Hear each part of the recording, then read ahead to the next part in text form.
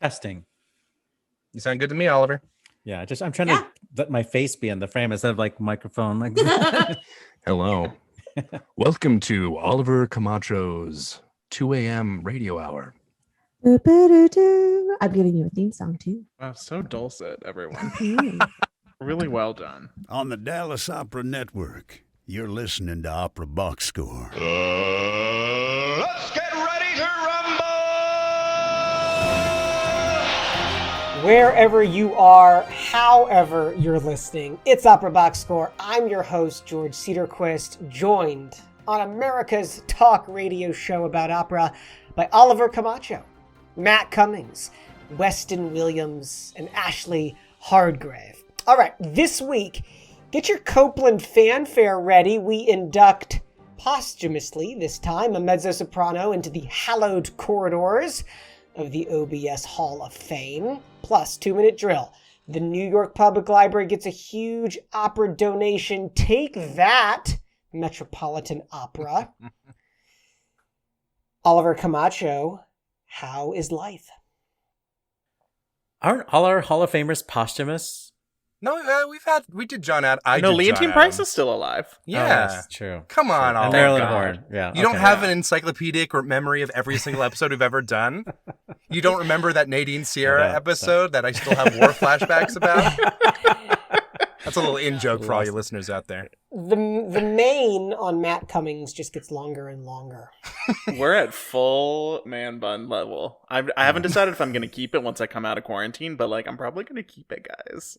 Congratulations. Ooh. Weston Williams got the scruff and the beard going on over there. Yes, I had a mistake shaving and now it's shorter than expected, but I think it adds to my boyish charm, which I lean into on the show. Ashlee Hardgrave, what's new in your world? I too lean into my boyish charm. Actually, I'm leaning into my lady charm because there's some really cool lady sports news right now. So I don't know if you're probably not as familiar with women's gymnastics like I am, but you should be. But you absolutely should be. First of all, we can talk all day long about the '92 finals. But the European Artistic Gymnastics Championships were this weekend, and the German competitors made quite the statement by wearing pants as part of their competition uniforms. Shocking. So, yes. Die Hose? Die Hose, yeah. They in Basel, they were taking, as they say, a stand against sexualization in gymnastics. So the women's competitive uniforms are usually very high cut on the legs, but when they're working in practice, they're wearing, hip to ankle leotards. And they were like, why wouldn't we do this in competition? And they were like, when we were little girls competing, the high cut stuff it was no big deal. But when we started to mature, when we went through puberty, more and more of that made us more uncomfortable, and we're not going to take it anymore. So they wore pants, and now it's like revolutionizing the sport. Pants. That is awesome. Next, we need pockets in those pants. We can only hope. That would ruin the line, Oliver. The NFL draft is Thursday of this week in Cleveland. I just remember the year that it was in Chicago and all the posters around town said Chicago is on the clock. And I just right thought next that to was the so Art cool. Institute and across the street from the Fine Arts Building. That's right. Yeah. I mean, that's one of my enduring memories of that draft. Of course, the NBA All-Star Game was in Chicago right as the pandemic was breaking down as well. I don't know how the Bears are going to end up doing. I don't know how the Cowboys are going to end up doing in the draft either. Let's talk some opera. And now, ladies and gentlemen, this is OBS Hall of Famer, our enthusiastic, yet humble, salute to a distinguished opera artist who has gone above and beyond to contribute greatly, distinctively, and with grand significance to the art and honor of opera. This week, we are honoring the incredible late Christa Ludwig, who was such a versatile singer, even by the standards of her generation, where you were really expected to be able to sing anything. Mm-hmm. Are her Bach and Mozart the way we would hear them done today? Of course not. But they are still just so gorgeous in their vocalism. And she sang everything from those to Carmen, to Dalila, to Octavian and Cherubino, to Ortrude, all the way to little bits of Isolde. And really, almost all of it holds up. if not all of it, gotta say. So she has such a huge recorded legacy that we have to pick and choose so we can just focus on a couple things because she did so many things well. We are not talking about her concert work. We are not talking about her recordings of Leader today. Albums, of Leader. We are just talking about opera today. I wish we could do multiple episodes on her legacy. But one of the roles that she is associated with, and maybe the role that she sang or she recorded the most, was Leonora in Beethoven's opera Fidelio. Mm-hmm. And I'm sure we've talked about this role in another context, but it is one of the most difficult things ever written for this Fach, for this sort of dramatic soprano or soprano falcone Fach. And as you know, Christa Ludwig was a mezzo-soprano, but she did pick and choose some soprano roles, and she sang them so healthily that it's hard to believe that she did not make a career out of singing just those roles. Leonora has some of the most difficult music, but she also has some of Beethoven's most lyrical music. And I would like to jump right into a clip here. For those of you watching the Dallas Opera Network version of our show, we will curate a playlist on YouTube of these clips. But if you're listening to the podcast, you're going to hear them integrated. This is from the movie that was made, or the film version of the Deutsche Oper performance of Fidelio from 1963, which starred James King as Florestan and Walter Berry as Pizarro. We will begin with a section from the aria Abscheulicher. This is the most Mozartian lyrical section of this aria, Komm Hoffnung. Matt, sung with such like Mozartian elegance, such beautiful tone, and then that ridiculous line that ascends up to, I don't know what that is, a B or something like that. Such high is what it is. Such a crazy, ridiculous. It's not fair to have written that line, and for her to have sung it so in tune, and then to bloom on that note on top of that. Most sopranos just sound tired when they get to that. I've listened to a lot of recordings of that aria, and it's really rare that you have someone who ends it with that kind of freshness and makes it through without that last note being either approximated or strained or both. So another, to just be the opposite end of the spectrum of this role of Fidelio or Leonora, is I guess it's the quartet scene where Fidelio jumps out from hiding and said, "But I'm his wife," and it's just one of the most declamatory, exciting, and really frightening things to hear somebody sing. So from this same 1963 performance, here's Christa Ludwig declaring that she, in fact, is a woman. This is opera, I think, at its greatest. It's so hokey. It's so unbelievable. It's like that moment, like that coup de grace moment or the Deus Ex Machina moment, but she does it with sincerity, and she looks so great in this. And just the whole thing with the open chest and the chin up. Like, I love when that happens in opera, when a artist can just open up and be like, it's just so pompous, but it works. It works so well in this show. And then you hear the offstage chorus, and it's like the end of the war. The crowd goes wild. Yes, it's just such a great moment, and another super difficult thing to just come out of nowhere and just be attacking those notes above the passaggio, just nailing them over and over again, and singing really difficult words like murder or something like that. I don't even forget the text, but it's all like, "You jerk," all those German swear words from the And she's a singer who has really very clear diction, but never lets it get in the way of her vocalism. Like, throughout her entire range, you can tell what words they are. And she's a native German speaker, so obviously it's great. But there's never any kind of constriction or contortion. Like, it just feels like an absolutely natural progression from speech into singing from her. And that's what I really love about this next clip, which is something that can be a bit of a barn burner. and that is the role of Ortrud from Lohengrin. Normally, I'm not the person on the show who likes to wax poetic about Wagner. Weston almost always has that. I'm surprised you stole this moment from me. That base covered. And Ortrud is a bit of a complicated character because it can be anything from like a growler contralto to like a pasted soprano who doesn't want to have to sing high notes in their own roles anymore and can just like coast on the camp of it.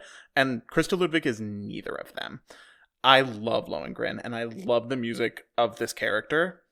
She is a medieval witch and she has no time for your nonsense. This comes from the very beginning of Act 2, where Ortrud is sly and menacing, and Ludwig manages to be both of those without giving up an ounce of her vocal glamour. She is tempting Elsa, the soprano, in a kind of cat and mouse game to undermine her after the night Lohengrin rode into town and started protecting Elsa.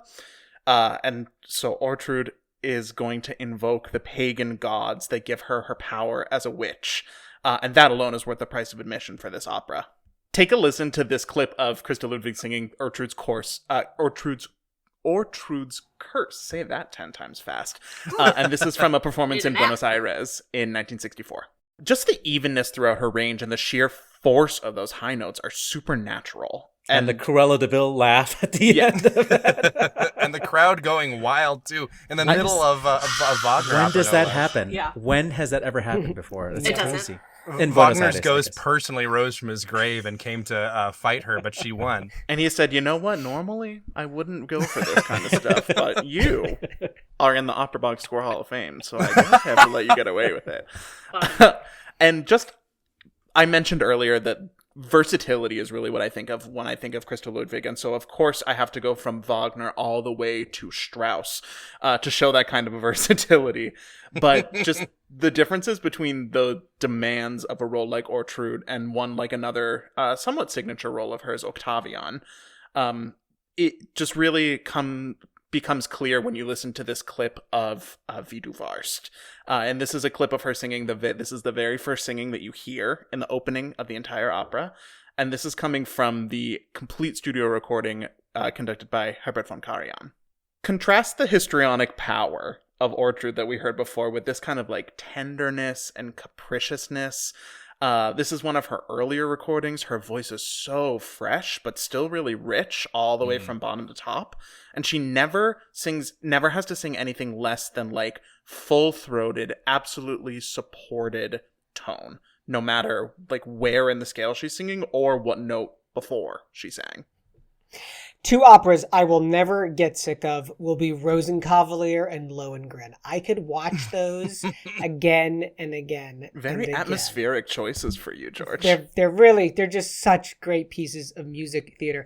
Weston, you started with neither Strauss nor Wagner for your Shockingly, yeah. Well, I mean, as a Strauss and Wagner guy, I have a lot of Christa Ludwig in my bouncing around in my old iTunes, Apple Music, whatever the kids are listening to now. I do that. I'm the young one, so I got to be hip with these things. But I decided to go a slightly different track with my pick. I mean, because I think it's interesting because she's, if you ever like read an interview she had after her singing career, they're incredibly hilariously blunt. It's like this like deadpan German humor, and you're never quite sure if she's joking and is just like really insulted a famous opera singer or not. Who knows? I'm just going to give you a couple of good ones just to send her off in style.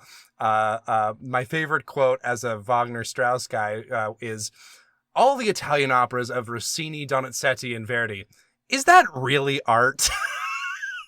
And another good one is, "Singing was just a job. I don't miss it." And all these things I think are very funny, considering what I like to listen to Christa Ludwig for is how engaged she is with these roles. Obviously, she had the voice to back up anything she did, but the dramaticism in her voice is really, really extraordinary. And I think you can really tell when she's engaged with a role. She really, she said in multiple interviews, she really only respects Strauss or Wagner, but I highly suspect that she made an exception for Bela Bartok in his one and only opera, Bluebeard's Castle. And I wanted to talk about this recording because A, it's near and dear to my heart. It was my first recording of Bluebeard's Castle. But it's also, I would put it up against any other recording or performance I've seen. It's a studio recording. It was recorded in 1966 with her then husband, Walter Berry, conducted by Istvan Kerzetz. And it's a really special recording. And a lot of that is because of the way Christa Ludwig really feeds off of the dramatic situation that's going on. You can feel the fear in her voice, the confidence, the wildness, the moment where she opens the window in door 5 and just lets it all out, and you really, really feel it. And because, I think partially because they were married at that point, there's a certain chemistry there in that recording that you don't really get. I feel like when you listen to a Bluebeard's Castle, you tend to have this is a Bluebeard recording, or this is a Judith recording. Like I love like the Troyanos recording, but like the Bluebeard on that one is like, he's fine, but this is like the one where everything like meets up, and Christa Ludwig is there, present in every moment, giving not just a lyrical performance that sounds great with her somewhat unusual range, but also just like it works on every possible level. It's my go-to opera, introductory opera, actually. I've loaned out my CD of Bluebeard's Castle with Christa Ludwig and Walter Berry to a number of people saying, listen to this, just because it's just absolutely amazing. And if you are listening to the podcast version, we'll play a little clip now from the 4th door opening from Bluebeard's Castle. During the edit there, Oliver informed me that it was Istvan Kertész, the conductor. Yeah. Nailed it. I apologize to our Eastern European listeners. Hungarian native, basically. At this point. Hungarian stamp. But I mean, You're going to be on a postage stamp, man, if you're not careful. so that was the recording that your parents put in your stocking when you were 5 years old, right? I think I literally did get this for Christmas, so yes. It's such a good recording. It's an older recording. There's a lot of like extra noise in the background, but the atmosphere, everything is firing off perfectly, and it could not have been done without someone with the vocal dramatic chops of Christa Ludwig, whom I will personally miss very, very much. Christa Ludwig being inducted into the OBS Hall of Fame. Ashlee, what recording is in your Christa Ludwig Christmas stocking? I didn't get nearly as many as our sweet Weston did. Alas. My contribution to this is a little bit on her personality as opposed to her artistry, although it is definitely about her artistry as well. We call it color commentary in the biz, right? Commentary, yeah. The thing you come to old one-take Hardgrave for. So one of the things that the singers of this era, so many of these women, especially the mezzo-sopranos, they sing everything. Like as we've seen for the last, 15, 20 minutes, she could do, at various points in her career, she could sing just about anything. We also know that she's, known for being blunt and honest. And, when she left the career, I don't really miss it. One of the things that she was not really, didn't have that same notoriousness for was the diva-ness of it all. Because there's the divas that are like a real pain and inconvenience, and then there are the people who are just sort of blunt and specific and can and advocate for themselves, and that's the kind of hardness and the no, I'm gonna not curse her, the no flips given that she has was like, nope, these are the things that I can do, this is what I'm hearing, but it wasn't like I'm showing up 30 hours late for this thing and inconveniencing all of these people. So she wasn't a diva in that regard. She was a diva in the fact that she could literally do anything you put in front of her, but she was very clear in her musicianship and in her collaboration with other musicians about her limits. And so one of the things that came across my my screen over the last couple of days is this really fascinating clip. There's a couple of different versions of it, but the one that I have is from what looks like to be an educational film of this time in the early 70s. It's a rehearsal with her, Leonard Bernstein, and the Israeli Philharmonic, and they're doing rehearsals for Mahler's Das Lied von der Erde, and René Kolla was there, but he's not in this clip at all.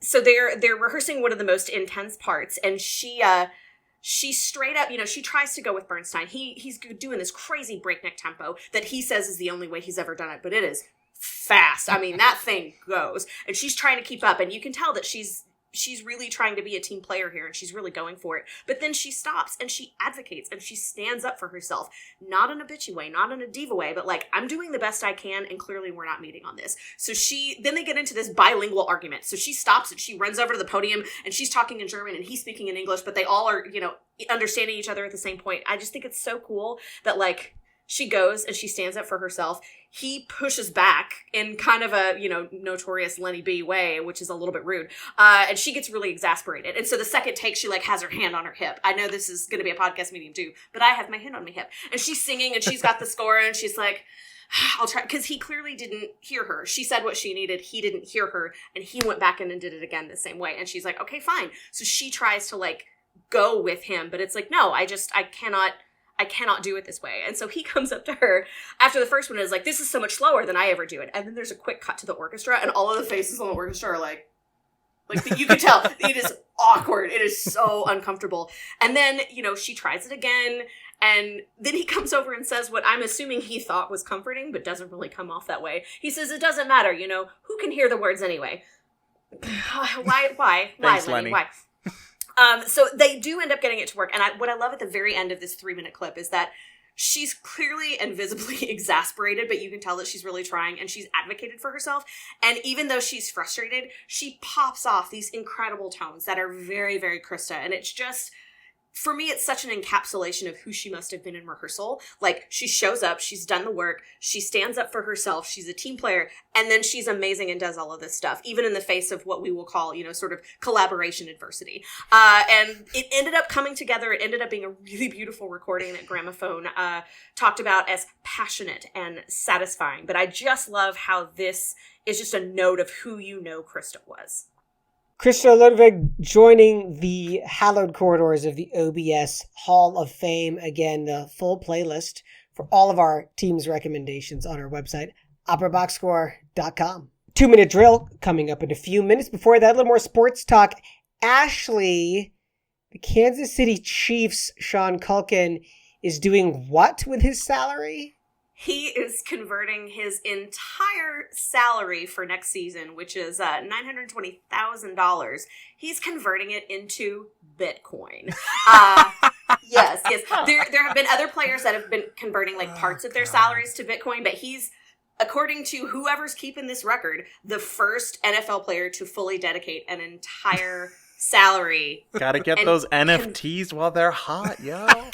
Gotta get those pictures of Giselle standing in front of a picture of Giselle. Apparently his dad was like really into heavy metals in terms of, not like Whitesnake, but like actual heavy metals and like putting money into that sort of stuff. Meanwhile, I'm going to be converting my entire TDO salary into gold futures so that I can play too. I think I'll invest in lead. That seems as reasonable as Bitcoin to me. Yes, like but the balloon that goes over. That's because you're into alchemy, Weston. The Super League in Europe, we hardly knew ye. It was supposed to be this conglomeration of 20 European soccer clubs, 15 that would never be relegated from the Super League, and then 5 other teams that would sort of rotate in and out, audition, essentially. And as soon as the English Premier League teams, 6 of them, pulled out of the Super League, that was pretty much it. You could say that the English Premier League was the kryptonite of the Super League. It was indeed. This allows me to change my background as we go to the 2-minute drill. This just in, the 2-minute drill. All right, listen up. Here's everything you need to know about what happened in Operaland this week. A recent New York Times roundup of classical music podcasts has undoubtedly raised controversy after not including Opera Box Score. The article does, however, give well-deserved credit to friend of the show Garrett McCrean's Trilloquy and to enemy of the show, Aria Code. We'll put a link to the article on our website in case you want to listen to other opera podcasts. Perish the thought. Lois Kirschenbaum, the opera superfan who died last month at age 88, has left behind a treasure trove of hundreds of autographs and opera-related memorabilia. The collection has been left to New York Public Library for the Performing Arts at Lincoln Center and not to the Metropolitan Opera, which banned her in the 1990s from going backstage to pursue autographs. Detroit Symphony Orchestra Vice President Eric Rönnmark called out a letter that expressed, quote, dismay at the orchestra's broadening composer diversity. A patron penned a letter complaining about the orchestra's offensive season featuring black artists. Rönnmark took to social media to share the letter from the anonymous, self-professed patron, with the caption, quote, you win some, you lose some. Sounds like a real peach there. The Royal College of Music in London, Manhattan School of Music, Royal Danish Academy of Music, and the University of Music and Performing Arts in Vienna have teamed up to create the Global Conservatoire, an online pilot program that creates a global college town for musicians. So basically a super league that is actually going to happen. The music director of Opera Liège, conductor Speranza Scapucci, has been named Chevalier des Arts et des Lettres by the French Minister of Culture. Of the honorific, Scapucci said she, quote, will always seek to serve culture at the highest level to deserve this distinction.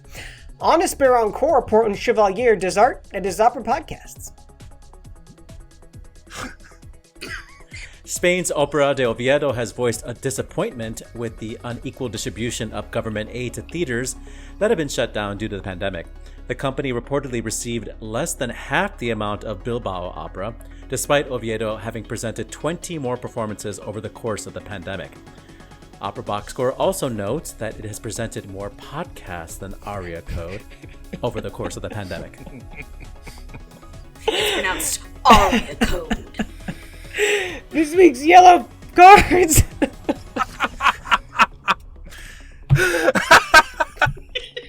Italy. Venice's Teatro La Fenice and the Maggio Musicale Fiorentino are back in business as of April 26th after being on lockdown due to COVID-19. Die Schweiz. Open House Zurich has announced its reopening on May 1st for a limited audience of 50 people. USA! Lincoln Center has announced the official opening of Restart Stages, the initiative to bring back the performing arts in a safe way, on May 10th. The free performances will include selections of musicals, dance, opera, and everything in between. This week's Red Cards. Germany. In a particularly rough week for the country, Deutsche Nationaltheater Weimar, Staatsoper unter den Linden, Komische Oper Berlin, Baden-Baden Festspielhaus, Staatstheater Cottbus, and Staatsoper Hamburg have all announced cancellations until at least June. Theaterbahn has thrown in the Handtuch completely, ending the season early and announcing it won't reopen till August. France. Opéra de Toulon has cancelled Traviata, and Paris Opera has cancelled Tosca under increasing restrictions from the French government. Loosened restrictions for French opera houses are unlikely until at least mid-May. Italy. Opera di Roma has postponed performances of Luisa Miller after a number of chorus members tested positive for COVID-19. Poland. Polish National Opera has extended its closure until May 3rd, and the Adasari International Vocal Artistry Competition has been pushed back to late August. Over to the disabled list. Oh, it's been a while since we've had a DL. Nadine Sierra has bowed out of the June performances of Sonambula at the Théâtre des Champs-Élysées due to illness. New production directed by Rolando Villazon, conducted by Ricardo Frizza, will now star Pretty Yende as that sleepwalker who also happens to sing caballetas. Exit stage right, former Abbey Road engineer Christopher Parker has passed away at the age of 95. He joined EMI in 1951 to engineer some of the studio's very earliest stereo recordings, and went on to engineer some of the most iconic recordings of the 20th century. That includes singers like Dame Janet Baker, Maria Callas, Montserrat Caballé, Elizabeth Schwarzkopf, and the late Christa Ludwig. Swiss composer Rudolf Kelterborn has passed away in Switzerland at age 89. He served as a lecturer at a number of music colleges in Germany and in Switzerland, and also served as the head of the music division of Swiss German Radio from 1974 to 1980. Kelterborn's works include 5 operas, orchestral works, chamber music, and some vocal music as well. His 4-act opera Der Kirschgarten inaugurated the newly rebuilt Zurich Opera House in 1984. Welsh baritone Eric Roberts has died. After making his professional debut as Papageno with Welsh National Opera, Roberts went on to sing with a number of opera companies across the UK, Denmark, Italy, and the Netherlands, as well as the US. He was also known for musicals and worked on radio and television as an actor, singer, and narrator. Italian soprano Lucia Naviglio has passed from COVID-19 complications. She was 63. She first caught the attention of composer Nino Rota singing in Questa Regia from Turandot without knowing how to read music. She went on to become a staple of regional theaters throughout Italy, conquering the lead roles in Trovatore, Nabucco, Carmen, and Cavalleria Rusticana. And on this day, April 26th, in 1738, it was the premiere of George Frederick Handel's opera Xerxes in London. In 1784, Salieri's opera Les Danaïdes premiered in Paris. In 1925, it was the birth of Austrian coloratura soprano Wilma Lipp. In 1935, American composer Conrad Susa was born. Happy birthday to English soprano Patrizia Cavella, who was born in 1953, and in 1966 it was the final performance at the Metropolitan Opera by soprano Licia Albanese, who lived another 5 decades. And that is your 2-minute drill.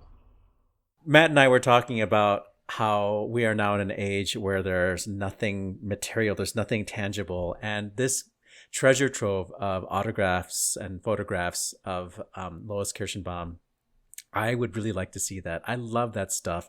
I love seeing singers in their go home clothing, their furs and their half taken off makeup, and the camera flashes from those cameras that had flashes that really made your forehead shiny and your eyes like that. I want to see opera singers in those pictures, because now we have the selfie and everybody looks good in a picture with a fan.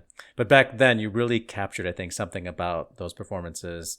The only benefit, though, if there had been smartphones at the early days of Lois Kirschenbaum's opera attendance, is we would have video of what it was like to be another person at backstage, watching that happen. Knowing her, I wouldn't put it past her to sneak in a full-on video camera.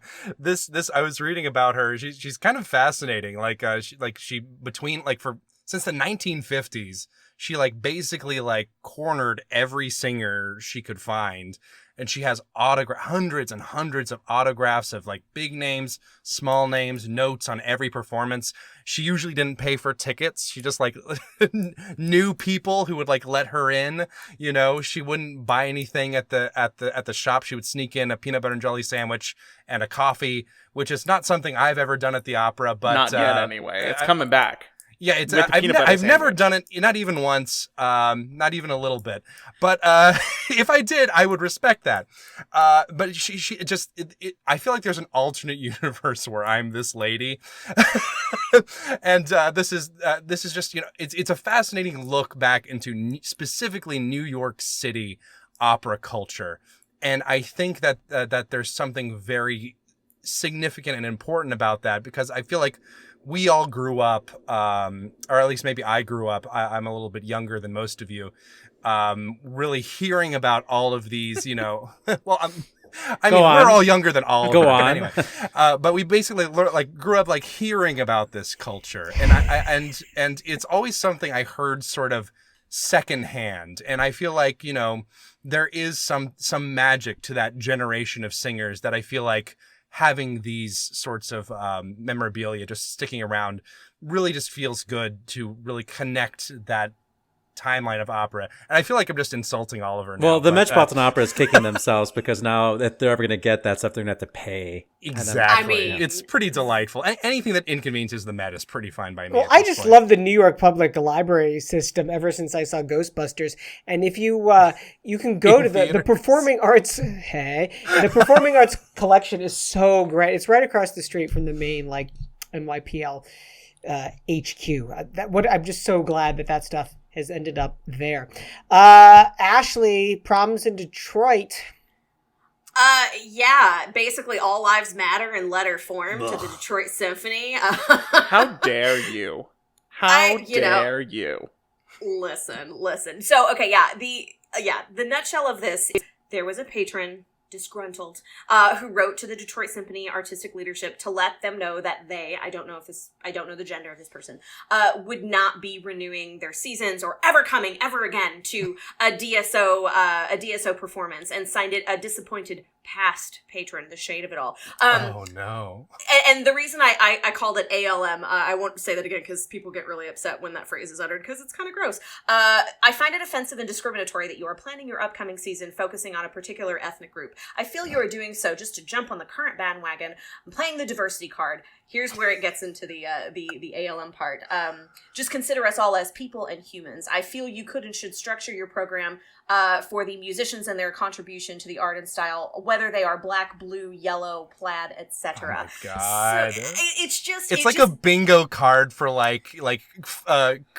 contemporary racism, just all the way down. It gets grosser the more you read of it. And here's why I think this is important is that so often cultural organizations, we're talking about Detroit Symphony. I think there's a lot of crossover between them and Michigan Opera Theater, definitely in their audiences.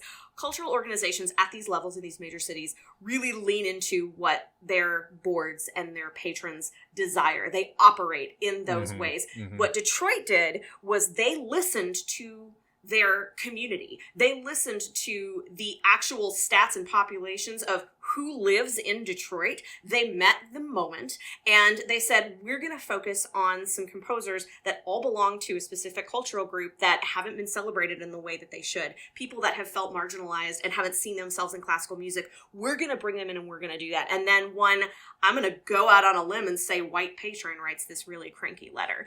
So it'll be very interesting to see if this becomes kind of a watershed moment for other cultural organizations, if they're going to be willing to, sort of be bold. We see people that are making all of these diversity, equity, inclusion initiatives, etc. If they start getting pushback like this from some of their patrons, will they back down, or will they be awesome like Eric and be like, sorry, ma'am, we're going to do the right thing for once. We're going to be gruntled. You can be disgruntled all you want, but you won't ungrunt us. We're going to gruntle. Weston, they're also feeling pretty gruntled in Oviedo. I think they're ungruntled. They're still disgruntled. There's definitely suffix in front of the gruntled. So this is a very kind of odd situation. And in full disclosure, I don't know a lot about how Spain works. But Quote of the episode. I don't know how Spain works. I don't know how Spain works. But the issue seems to be that Oviedo has been feeling a little slighted by the distribution of emergency funds from the government, especially in comparison to Bilbao Opera, which was able to put on 7 total performances compared to Oviedo's 27 performances. And then, of course, both of those pale in comparison with a lot of the really big, heavy-hitting opera companies in the U.S., in Spain, in terms of how much money they get. And this, I think, brings up kind of an interesting and weird sort of conundrum, because it almost feels a little strange, first of all, to be talking about getting money from the government to help us through COVID period in this country. But there's something very interesting about the idea that we did more during the pandemic and therefore we deserve more. I think it's very strange. I think I don't know too much about the situation. I could be misreading it somewhat, but it feels to me like this weird mentality of we put our singers at risk more. Therefore, and we did more things, we should deserve a larger return. It's reducing the actors and the singers and the stage crew and the orchestra members to, we did more, so we deserve more. I think that I think this might be a problem occurring around the world before too long, as the pandemic, knock on wood, winds down, where people start comparing and contrasting, who did the right thing, who deserves more, who is that money going to? And I think this is something we're going to have to reckon with more and more coming up pretty soon. Well, we'll see how those metrics play out. Can I jump in here for a hot second? Oh, absolutely. I kind of think they have a point. If you're hustling that much harder than bigger companies who probably started out with more assets than you did, and you've been literally creating more in this really trying time and doing more with less, I think there's a little bit of a reason to be crabby about that, especially if you already started out with a smaller pool, you've been spending that pool, you've been doing more work. You know, again, I too don't know that much about how Spain works, but just on its surface, you know, like if you've got two church musicians and the workload doubles for one and doesn't for the other, but they get paid the same, you know, I can relate to feeling frustrated with that inequity. You are not frustrated about the work coming out of Abbey Road Studios, the famous Abbey Road Studios. She's very gruntled with it. And she's very gruntled with it. I'm deeply gruntled. You know, Christopher Parker. Christopher Parker, he was such a fascinating individual just across the board. This news story came across my desk and I did a little bit of diving into it, and just his life started out so fascinating, even in the beginning. Quick little point. When he was 14, to avoid the bombing in London Gladys, he went to stay with his sister in Penarth, this is all in the UK, where he met 11-year-old Eva Grunbaum, who had recently arrived as a Jewish refugee from Würzburg. They married in 1951 and were partners for 71 years until her death. So, like, that's super cool. He was in the Navy for a little bit before he went to Abbey Road. There are all of these really interesting things about, well, first of all, his recording techniques are lauded as revolutionary. He kind of came into the scene right when a couple of, you know, really big innovations were happening. They were moving from wax tape to the new form. Not long after he started at EMI, they started getting into true stereo sound recordings. And it also kind of coincided with a lot of the golden age of singers, some of which we've talked about today, like Our Lady Krista. There's this very interesting anecdote. There are tons, but this is the one that I'll leave you with. So he's doing a thing with Elizabeth Schwarzkopf, Gerald Moore's at the piano, and they come in, and during the rehearsal, I was in the control room standing near the loudspeaker, and I said to Walter Legge, he said, you know, I can't understand a word that Schwarzkopf is singing. And he didn't understand why Legge was getting so frustrated. And he goes, you know, she's just got a strong German accent. She just, you know, she's a German singer trying to sing English, but I can't understand a word of it. Not realizing that Schwarzkopf was Legge's wife. Oops. Whoopsie daisy.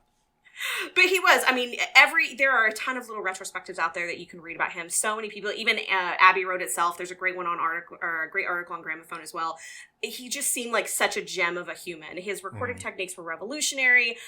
He had his hand in pretty much every recording in the classical world that EMI put out for a clean 40-year span. Just seems like an amazing human who will be missed.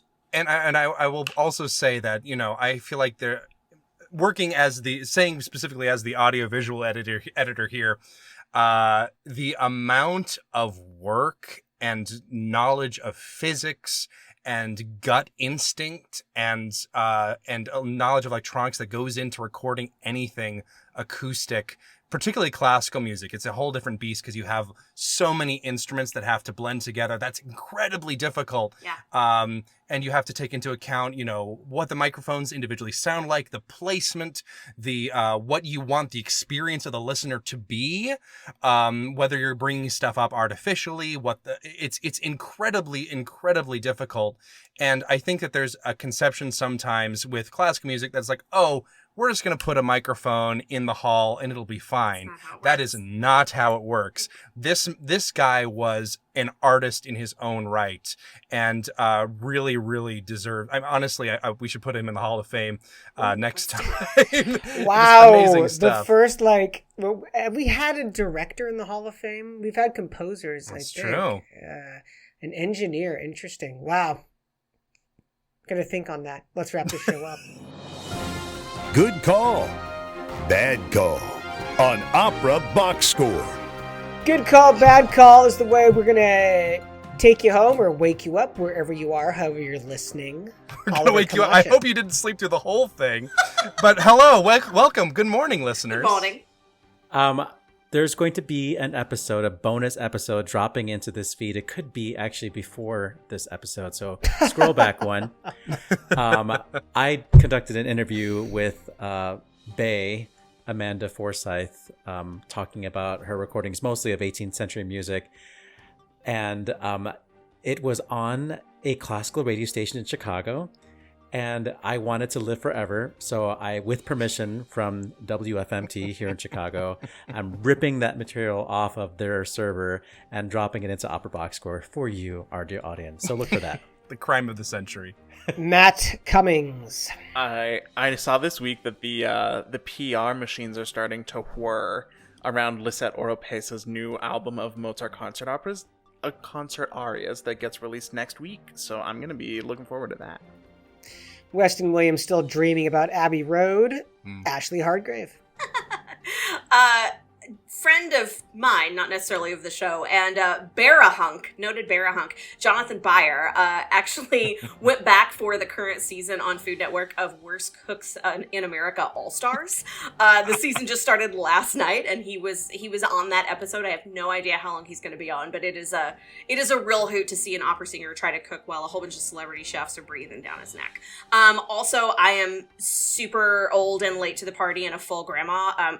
I joined TikTok, and you did it. I cannot get enough of it. I don't post anything. I only watch other people's stuff. Not yet, anyway. I have learned so much. I have learned new ways to clean my house. I have learned a bunch of annoying dances that I never want to do anywhere. But let me tell you, if you need a full-time suck, do what everybody did 4 years ago and get on TikTok.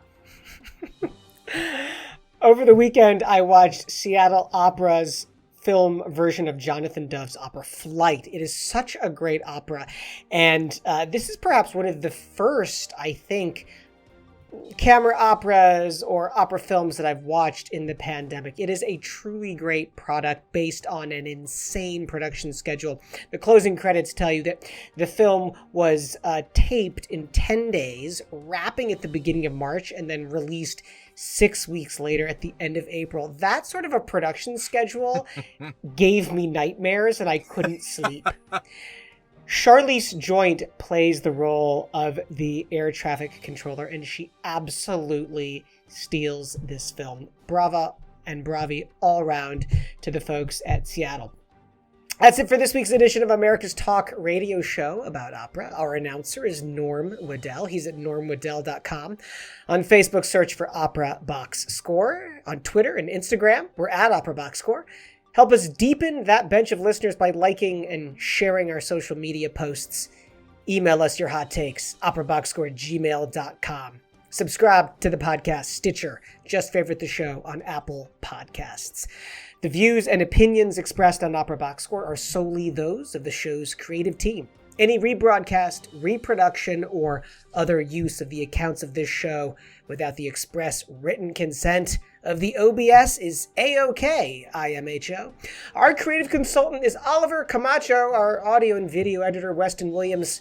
For your co-hosts, Matt Cummings and Ashlee Hardgrave, I'm George Cederquist, asking you to continue the conversation as you decide which of your country's opera companies need more pandemic aid. We're back with an all-new show next week when soprano conductor Barbara Hannigan joins us inside the huddle. Plus, you get more opera headlines, more hot takes, and more dunking on Aria Code. Join us.